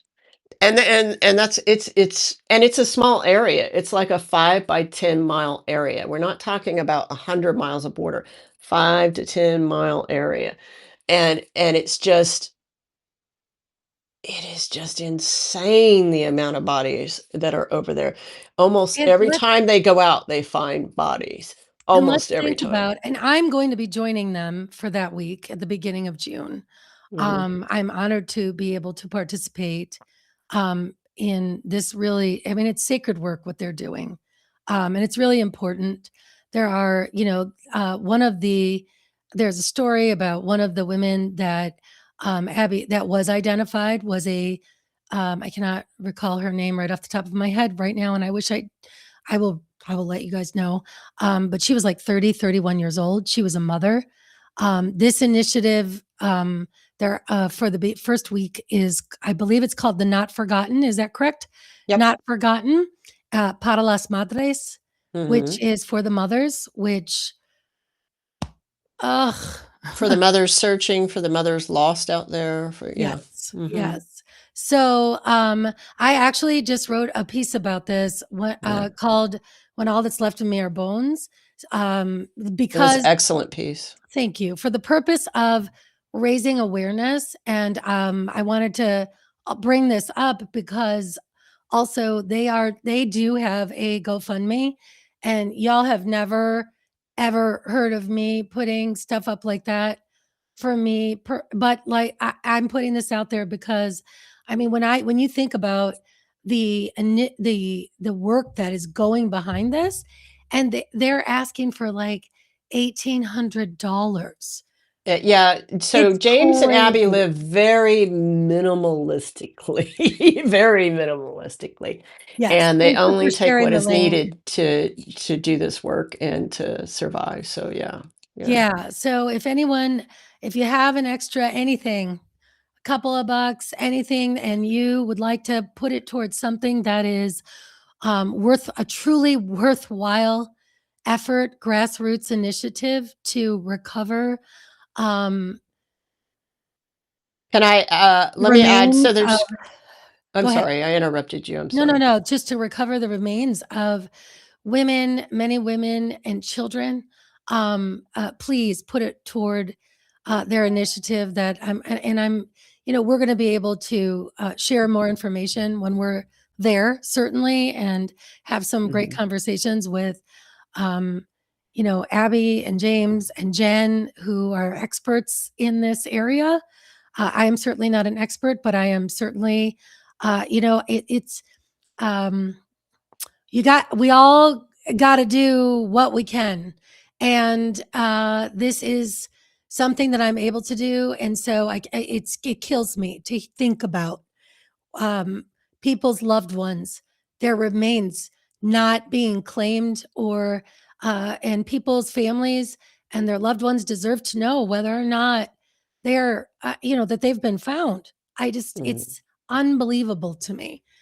So We'll put the link in, when this yes, posts, we'll put the link in it for their GoFundMe campaign, absolutely. just to pay for helping keep us hydrated while we're out there. I did a GoFundMe campaign to help me get, a plane ticket and hotel over there. So, and I appreciate you all for that. And I'm like them. I cap it. It's like, what do I need? I need this. Let's ask for that, And you and I did. cap it. And yeah. And because there's a lot of other projects out there that you all are being asked to give to that I give to and so forth as well. So it's just mutual assistance all the way around, and we're very It appreciative is. of that. So I want to address some of the questions in here. Someone said, "Do you have forensic anthropologists?" Well, hell yeah, we have forensic anthropologists. So James and Abby have been doing this work for many, many, many, many, many years.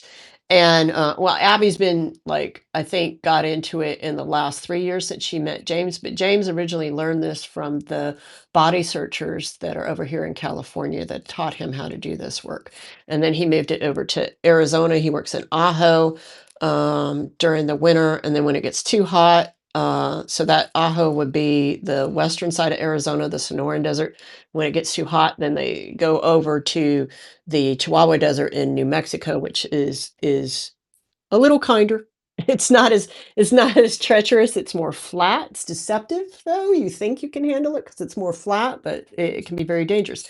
So yes, the forensic anthropologists have come on board from all across the southern border that have been doing this work, and we find this occasionally. There's been a big mass migrant burial site located around the Falfurrias checkpoint in Texas, and what they've been doing over there is they've been burying the bodies in existing graves to hide them. Somebody's been hiding them, and they'll bury them sometimes. They'll just dig up right where a grave is and just dump bodies in there and then put it over the top. So you don't know how many people that are dying from our policies.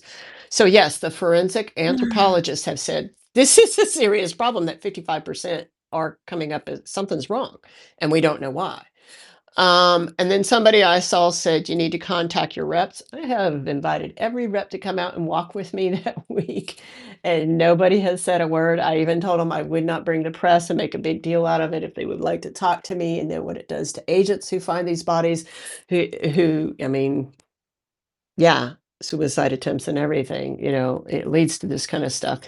And it also leads to the lack of empathy that agents have for migrants as well. So yeah, your representatives and everything, they know this. They're not stupid. They know that what's going on down here and they don't freaking care. I would also Um, just like to point out, like, okay, so aside from whether or not Jeff Merkley knows what's going on. They all know what's going on. Stop giving these. I'm sorry, you all, but every single one of these politicians knows what's been going on down here for 30 years. Stop giving these people outs. They're yeah, killing because people down you here. would know. 80,000 people. You Stop would giving them outs, please. And you would know, Jen, right? Because you have been working I just want to say, like, again, we have to believe, like, Jen has been working with Abby and James. They have been doing this work for however long, how long have they been doing this important work? I don't know how long James has been doing it, for quite a long time. Abby's been doing it for consistently for 3 years, but I mean, they've been. I'm sorry, you guys. I was an agent when deterrence policy started 1 year after it. I watched what happened. I watched what it did to the migrants. I watched what it did to the agents, my fellow agents, quite honestly. And the way that they dealt with it with all of our suicides from the '90s and the early 2000s, and watching my classmates become alcoholics and serious drug addicts from the stuff that they were encountering, and the deaths that we were forced to deal with and sit with their bodies for hours out there on the top of a mountain.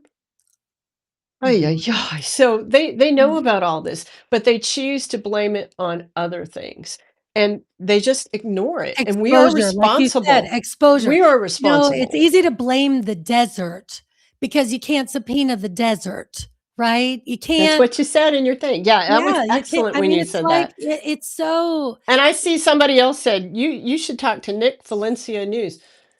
Oh, please, you all. I have been talking about this for a decade. A decade. And when I talk about Mhm. it, people said, "You are fucking crazy. You're crazy."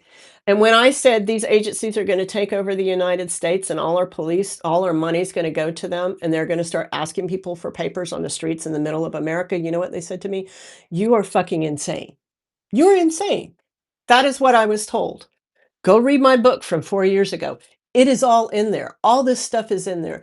So when you sit there and go, "Well, you just need to talk to somebody," they all fucking know. They all know. Just like they all know that these warehouses are gonna be used to put people in there, and don't act like they don't know.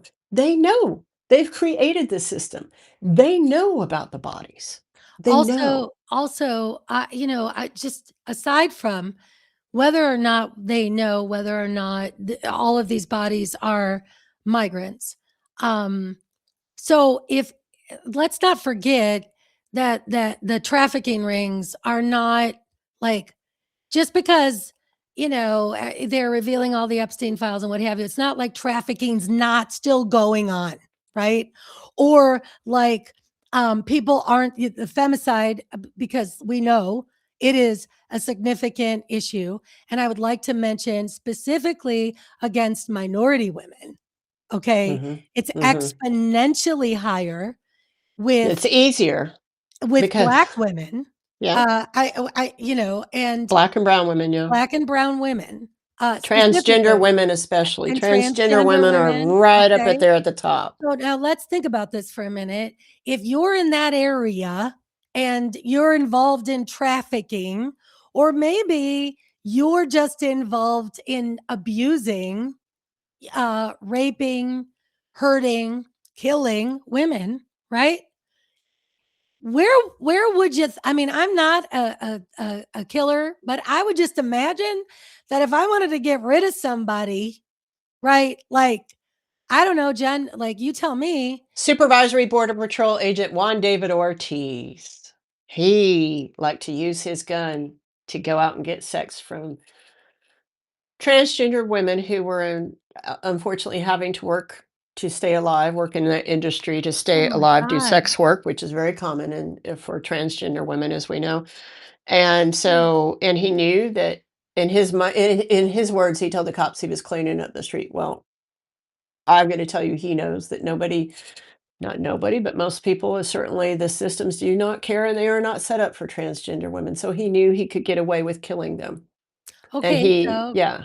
and So what he was doing that. Serial killers in the Border Patrol. Oh, yes. oh my god. Oh my god. It's like so all right, I wasn't going there because I wasn't aware of this. Wow. I just need a minute.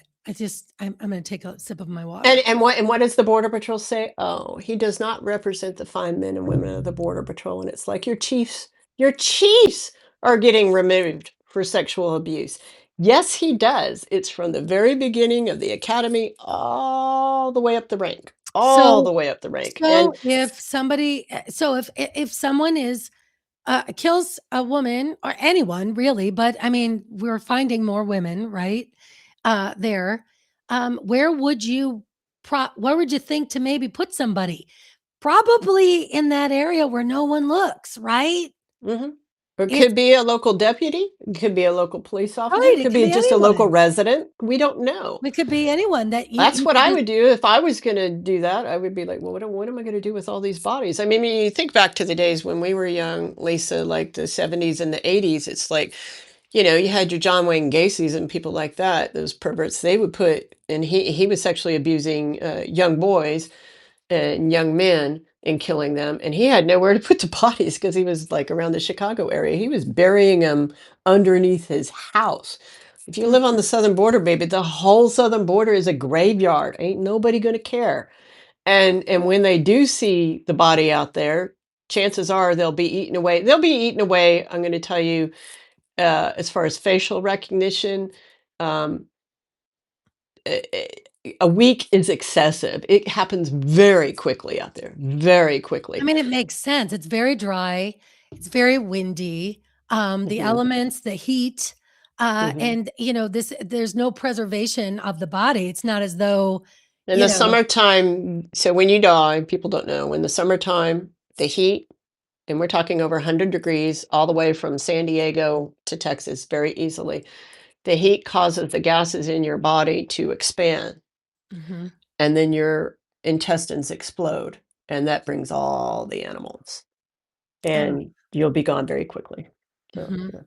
So, so it's a very, very important. So we are trying to bring more attention to this, and so if anyone has the opportunity to help with this initiative with James and Abby and that GoFundMe, I would absolutely encourage you to do that. And we'll be talking more about it while there and sharing, perspectives from James and Abby and other people. So please keep us in your thoughts and keep them in your thoughts and Hope keep we get them. back to our homes after that week Yeah, relatively safe yeah. ourselves. With and I'm gonna have to fly because I can't drive because of my Well, hands I'm for that coming from long, so Ohio, so yeah.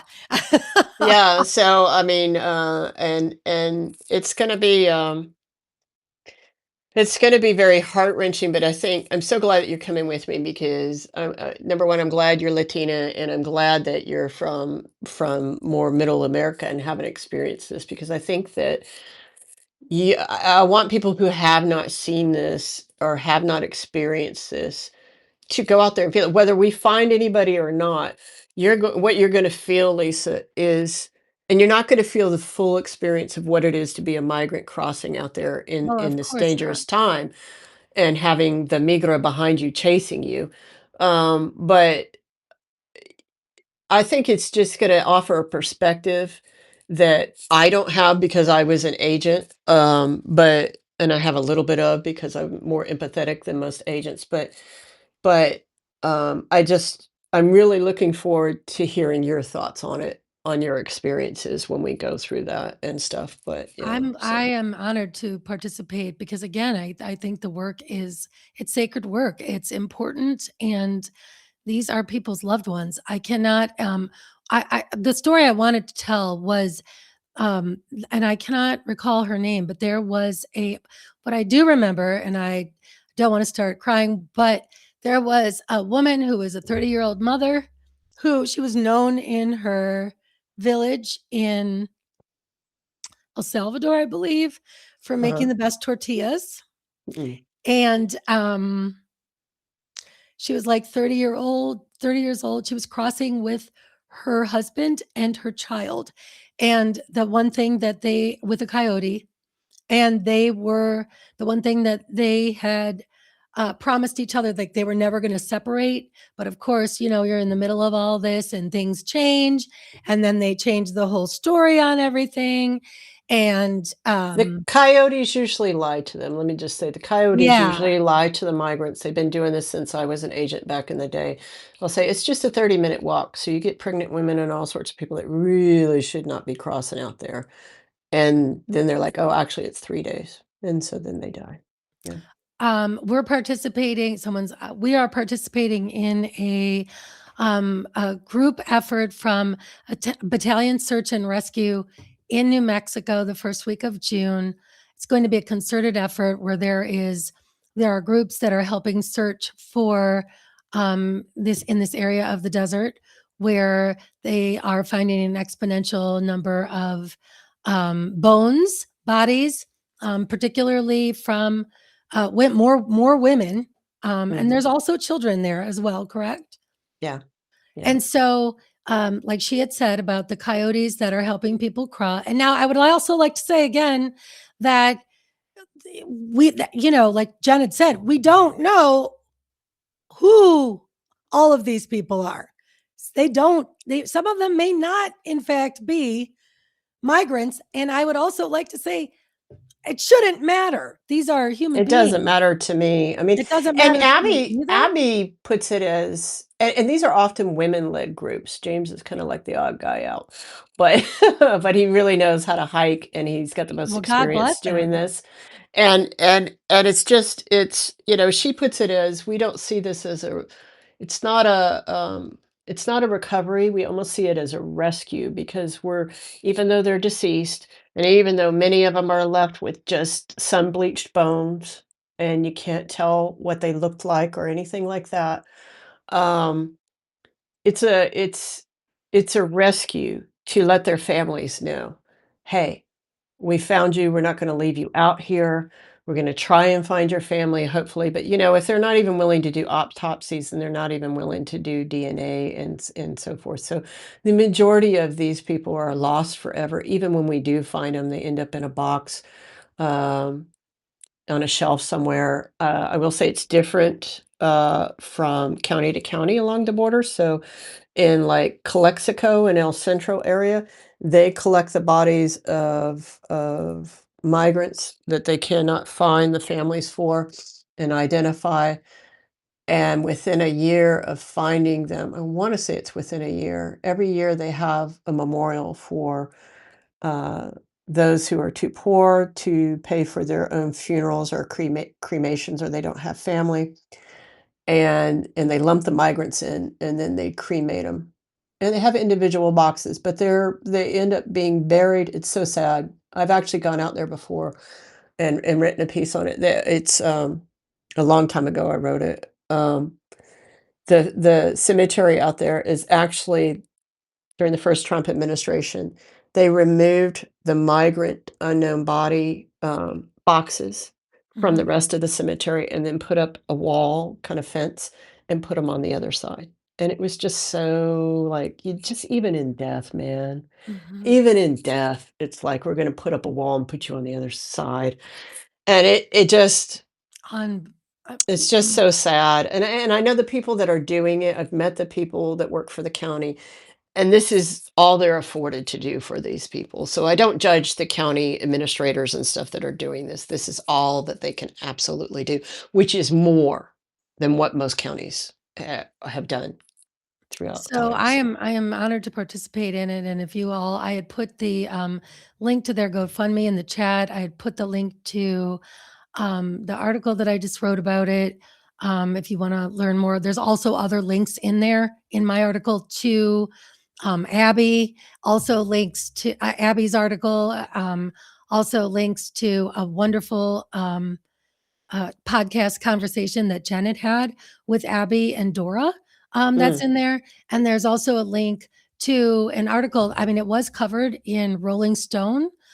Did a great article about it like a year ago, but it's not nearly enough, guys. We really, really, it's not enough. So we need to do whatever we can to continue to uplift this, because this is a serious issue, and everyone's loved ones deserve to know what happened to them. And because of it was like the story that I'm telling about, and I it's in the link to the Rolling Stone article about, I believe it was Abby's group, Battalion Search and Rescue, that found the woman that I am referring to, who her family was separated.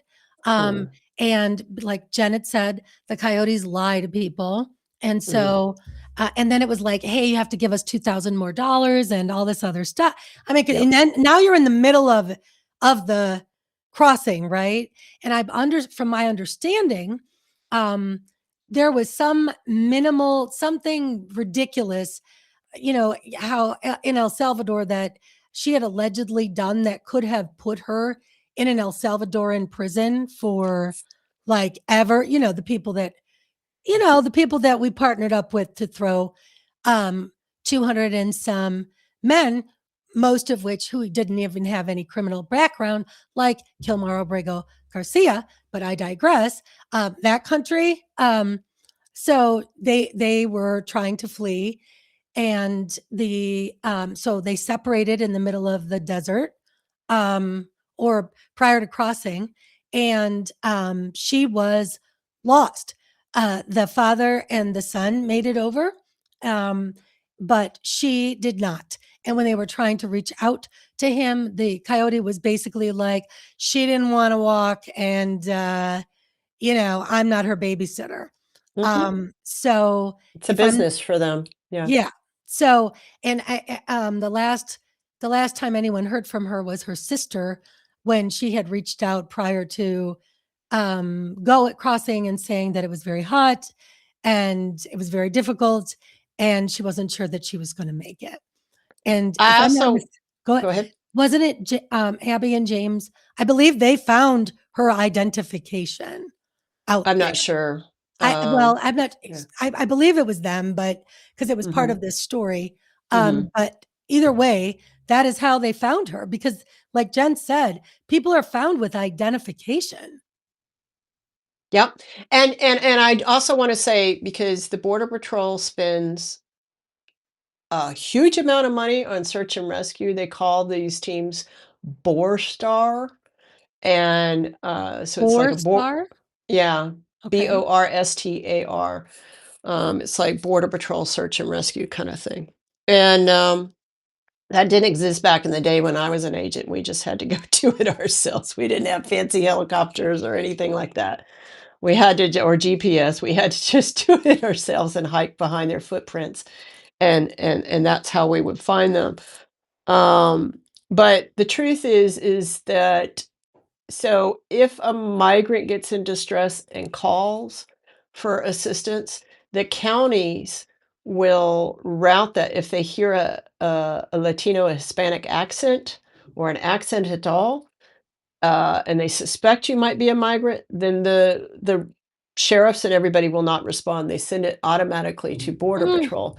So the people that are supposed to rescue the migrants and save them are also the ones trying to hunt them down and put them in cages. does Mm. this sound familiar? Does this sound? Wait a minute.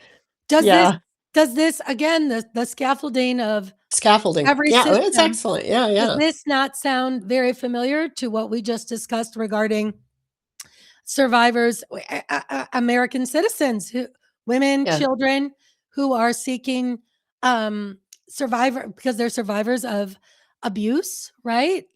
yeah. Again, same system. They're seeking to be um, to be saved By people that have no by, interest in by saving people that have no them, that interest have in more interest saving in them. prosecuting them and Right. putting them in a cage, or walking past their dead bodies and pretending that they don't see them, quite honestly.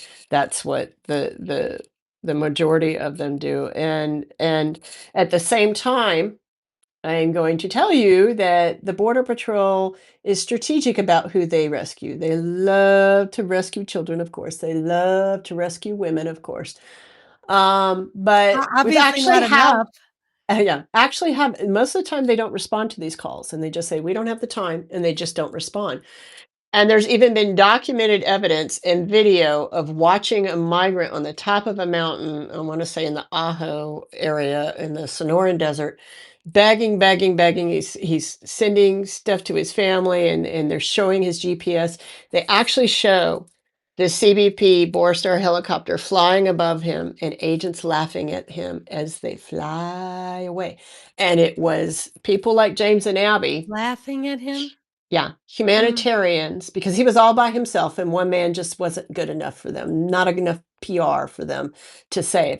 And so they flew off to leave him for dead. And it was humanitarians. I don't know that it was James and Abby, but humanitarians like James and Abby who saved that man's life. wow. And Wow. that's really what happens. If they can get good PR out of it, then they'll save your ass.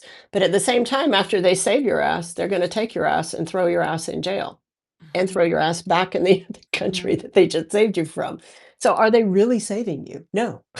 Right. So Yeah, and it's like the rape culture. There's all these little steps built in to protect them from not doing their jobs, to protect them from the fact that they're enforcing laws that are intentionally sending asylum seekers, which is not a crime, it's a human right, even by our own laws. And they won't allow legal avenues. And everybody in the Border Patrol knows that when you don't provide people with legal avenues, they turn around and cross illegally. We know that this is going to kill them. We've watched this kill them. We watched it when I first got to Campo. The wall wasn't even there yet. And we would get deaths every year. Campo's very mountainous, very treacherous. It's considered to be high desert, so it's really hot in the summertime, but then also it snows in the wintertime and they will die from that as well. So we always had bodies, yes, but once the wall went up and all the agents and the militarization got there, it was just it was nonstop. It was nonstop. I mean, whole groups just like dying, whole groups. And even the Border Patrol admits that their suicide Border Patrol has the highest suicide rate than any other federal agency, any law enforcement agency in the country. Mm. And when I started talking about, like, my suicide attempt and what it was from and what finding the bodies does to agents, then they glommed onto that and said, "Oh, this is why most agents kill themselves." It's not actually why most agents kill themselves, but it leads to that. A lot of times we find a lot of agents are killing themselves because 'cause they're about to be found out for the crimes that they've been committing is actually what a lot of that is. But there are some agents like me, and less and less so because they screen much better. And they don't force you to go find the bodies. They encourage you to not find the bodies. When I was an agent, we were encouraged to find the bodies. I know it sounds weird, but we took great pride in returning these people to their families. And when they No, I ordered don't us, think that is. I mean, that is why a yeah, human being deserves to be their remains deserve to be collected. Their families deserve to know. I was literally up all night just thinking about, I cannot fathom having a loved one that I don't know their whereabouts. yeah. And there's an opportunity for someone to actually know, tell me that, like they're there. People, they're available, and I could know with dignity, absolutely. Because These are humans, horribly painful deaths, you all. these are people's Horribly these are painful people's deaths. mothers, their daughters, their children. I mean, their children. Like we all deserve that kind of dignity and respect to have our remains collected and also to have our families notified. When I think of the notion of as a mom thinking of my children not even knowing that I've been reduced to bones and they Yeah, don't even know whether I'm alive or not. I yeah. just can't even fathom it. So, um, please keep an eye out, and I encourage you to support them and also continue to raise awareness about this because I didn't know. You're right, Jen. I live in Ohio, right? I used to spend a lot of summers going out to California to see my dad who lived there, but that doesn't mean that I knew about, what was going on at the border and all of the deaths that had occurred. I didn't because they don't talk about that where I'm at. Yeah, I see Nelly Acevedo says dehydration primarily. Is that correct? Primarily, there's a lot of other ways too that we can get into in later discussions. But I think to use the word dehydration, and then sometimes hypothermia, I think these terms, these medical terms, and so forth, kind of obscure the reality of what the person's going through when they suffer from dehydration or hypothermia out there. In terms of dehydration, you think of a Charlie horse that maybe you have gotten in your calf where you're like, holy crap, and your muscle will not relax. Well, imagine that over your entire fucking body. Mhm. And most Imagine that over people, your entire fucking and body. most And you're people, shitting yourself and puking. and most people who are, you know, the desert also gets very cold at certain times of the year. So that's why she had said um, hypothermia, right? Yeah. Because Yeah. in the Especially if you've evening, been hiking all day and you're sweating and then nightfall, phew, you can yeah, freeze really fast. Yeah. right. So, but again, Julie said something which is exactly right. Imagine how bad it must be for someone in order to make that journey. Imagine Yeah. how utterly um, despondent a person must be to make that decision and also to make that trek with their children. Yeah. Because, I mean, these are people that are people. I've heard migrants being judged for doing that. When as a mother, what will you do to protect your children? I'm telling you, anything. And You if know, that means that yeah. I'm gonna cross a desert to try to make sure that they stay alive, Mhm. then yeah, I do it. It's The utter desperation.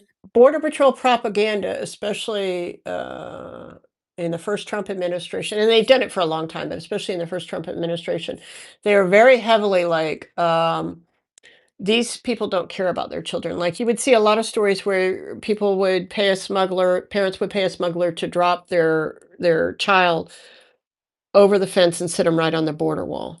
And people are like, "Oh my god, they left their child out there and could be eaten by a wild animal and this and that." What you don't understand is the reason why you have video is because they know the camera's there and they know that they're going to see the child. So that's why they put the child right where the camera is, so that a border patrol agent will be notified immediately to come and pick up the child. That is serious freaking desperation. At the same time, while this was going on, and border patrol was saying they don't care about their children, they're awful parents and this and that. It's just blatant racism and stereotyping because at the same time, they were also putting out pictures of Ukrainian parents sending children with the same thing, phone numbers and stuff written on their arms of family who were maybe in Poland and other places to save their children. And those parents were called heroes, right? Mhm. And maybe a lot of us who came from Europe back in the day and our ancestors got on a rickety ass motherfucking boat and they Mhm. took their children with them. They're pilgrims. They're our full I mean, yes, they're colonizers and all that, but the rhetoric in the United States is somehow, "Oh, these brave people, and they came here for religious freedom and all this other stuff and blah, blah, blah." But when a Mexican does it or a Yeah. Central American does it, it's like, "Oh, they don't even care about their children." It's just incredible, and when I pointed that out, Chief Owens at the time said, it's funny because I've gone to Nicaragua and I didn't cross back into the United States with my children through the desert." And I'm like, "Yeah, because you're a fucking citizen and a border What patrol that is the agent, you most dumb piece of shit. That's ridiculous. not even the same goddamn thing. Come on." It's I mean, like, that just it's like, the the rationalizations that people have and the things that people say, it's just like, yeah, it's ridiculous. So I Ridiculous. want to put out the call to these local representatives in New Mexico, any of your council members, any Doña Ana County officials, any federal officials. I even invited Representative Veronica Escobar, even though she's El Paso's representative federally. Like I said, El Paso Border Patrol sector encompasses this area that we're talking about.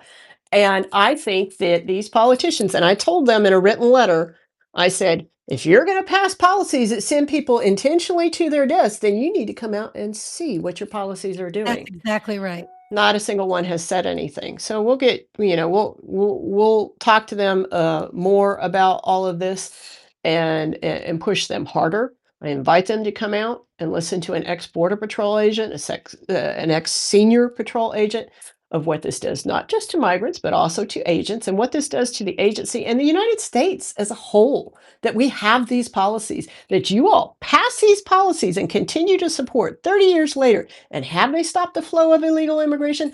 No. So you're just killing people for the sake of killing people. Which is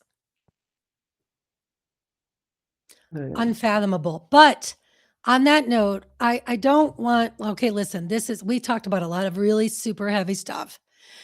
Um, again, but it's also important for us to remember that I do still believe there are more good people out there than there are bad. That there are more people like all of us that are on this call that are part of wanting to make things better and committed to justice and the rule of law and and are committed to just the belief that we're all human beings, right? And so I don't want people to get off and go, oh my God, we can only do what we can do. So if you can't make it to New Mexico and you have, some dollars that you could throw at this initiative for James and Abby and this important work, amazing. If you can't, that's okay too. You can share the story. You can share the link. You can also, if there's something that you can do, if you don't live by the border, well, what can you do to help other women within your own community? I'm just going to shout out there again, domestic violence shelters. We all have them in our states, in our communities. The reason we have them is because men continue to abuse women and children, and they actually need to have confidential locations where they have to reside so that they can be protected to try to figure out the next step in their life and trying to go through court processes and what have you. These shelters exist across the country. I worked at two of them. And this is the kind of place I'd go to work every day. There's panic buttons in every room in case an abuser found out the location. This is real. So give some love to your local DV shelters or rape crisis shelters. Typically, or not rape crisis shelters, rape crisis programs in your community. If there's supplies they might need, specifically domestic violence, I can tell you, I'd call. A lot of them put their supplies, their ongoing supplies of what they could use, and there's places people could drop off. Just the most basic, canned goods, paper towels, tampons, diapers. Think of all these Tampons. things. If you want to give Toothbrushes. something to migrants, just to be aware, a lot of migrant women cannot use tampons. Please send pads or panty liners or Oh, thank you whatever. for So, saying yeah. that. Thank you. Yes. I saw somebody said homeless female Homeless, veteran yes. shelters as Homeless well. female veteran shelters. Yeah. So those are all the different ways. And I'm telling you, you don't have to have a lot of money. If you're at a discount store and they have a pack of toothbrushes, um, you know, helpful, very Every helpful. little And they're a thing. buck and you can, grabbing those and some toothpaste. And because think about all these women and children that are coming into these places, a lot of them are fleeing with the clothes on their back. They're going to need a toothbrush, right? So there's Yeah. lots of things. Just kind of look out and reach out to them. There's all kinds of things we can do to make our communities better and our country better. And so there's really, And let's start believing the victims. I think that covers it really yeah, well. Start believing the victims, whether we're talking about racism, sexism, rape culture, deaths at the border, whatever. Start believing the victims. These yeah. systems were created to not believe the victims, to doubt the victims. And that's where the answer lies, is in believing the victims and creating different types of systems that don't at first put the privacy of the predators in mind and stuff. So they've created an interesting scaffolding, an interesting network for themselves. But we're going to just keep picking away at it and We're breaking going to it tear it down. down and we're going to build a better one. Yeah, We're going because to build somebody's a got to better do it. one. And in the interim, make sure that you're balancing all of this really heavy evil stuff with the beautiful things. Like Walter Rain had said, don't let them take the color out of your life. Make sure that you're doing things that bring you joy. Put your Reading, phones down. Don't put spend too your much time phones on down, social media. work on, participate, go. Art is, look, I'm not an artist, but I love, it just brings joy, right? Go see Make a sure Pink you concert if you can. go see a Just concert, any chance that you can get. Man, I got those live free tickets. I was music, like, shit, yeah. festival, So, dogs, pets. Yes. My dog, yeah. yeah, my dog who brought me lots of stress a week ago, but yes, I adore my animals. So all of those things, make sure helping out. There's a lot of things that you can do. So just make sure that you're doing what you need to keep your, um, And this is not a sprint. It's not a sprint. no, It's not even a marathon. It's an ultra marathon. And what we want to do is give people And I say people because I want men in this too. This isn't just like men are victims too in a lot of this as well. And and and it's going to take time to build this. And I don't think Lisa and I will ever see the fruits of this, but we're going to pass this down hopefully to the generations. This attitude of, well, what can you do, men or men, or this or blah blah. No.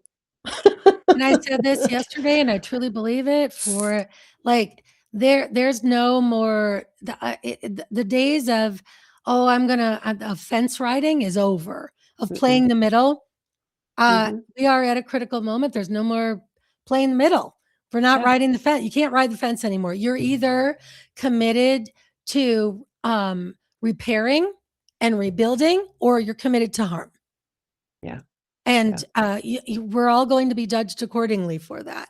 And our future generations are the next generations watching. Yeah. So we have to set the example. And um, okay, so for most of you, because now there's a lot more people on, I have to show you guys. So this is my art project. I'm in a recycled arts program. Um, these are some of the things I do to try to bring joy.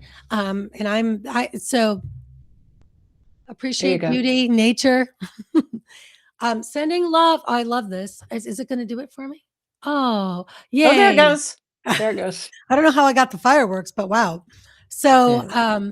thanks everyone. Happy Memorial Day weekend. May Yeah. you enjoy the rest of your weekend, and thanks for joining us. Truly appreciate it. Bye, everybody. Bye everyone.